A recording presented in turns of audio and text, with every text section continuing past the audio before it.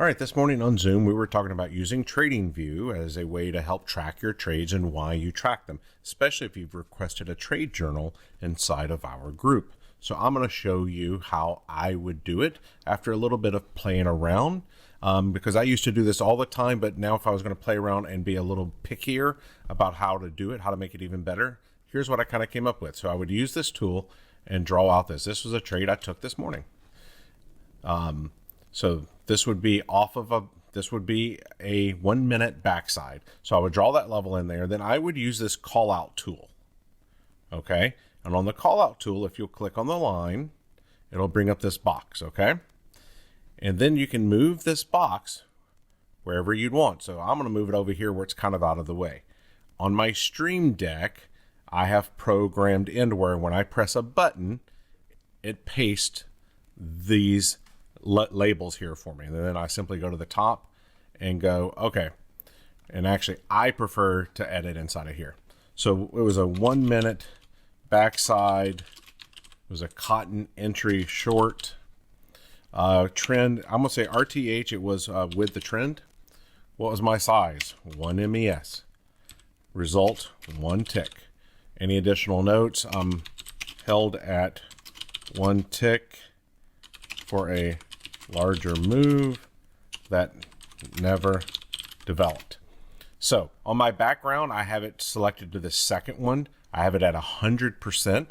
I like having the border on it, and I click wrap text. That way when I size this, it stays the same size. It automatically wraps my text for me. If I don't have that clicked, it does that. I prefer to have it wrap text and at a certain size. So now this call out box is linked to this point. Let's talk about another trade I took. So I took this trade right here. I took that short. So let's draw on the text box. Let's go here. Let's slide you somewhere over here. And I want to edit inside of here. Let me press my Stream Deck button. So this was a 1 minute backside with the was it with the trend? I'm just going to say yes. Size 1 MES. Result 1 tick. And it's the same reason. Held for a larger move that never developed. Okay, cool. Now let's say that you forgot you took this short up here, you didn't mark it, so you just move this down here. It's still anchored to this point. Now let's throw this on here, and let's just say for a second this was a 30-minute level. Okay, let's say it was a 30-minute ladder point. So we come in here, I mark this, I slide you over here. I want to edit inside of this. Press this button. I'm going to put this as a 30-minute break level. Trend at that moment, it was counter. Size 1 MES. Result, I don't know. Looks like it could have been 5 points. Extremely counter. Small size. Tight management. Okay. Now this is just an idea of what you could have in here. Then you could even have in here, what was my grade on this trade?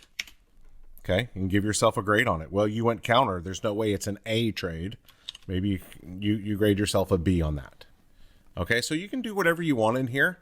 Now let's do this. So let's take all these levels, all these trades.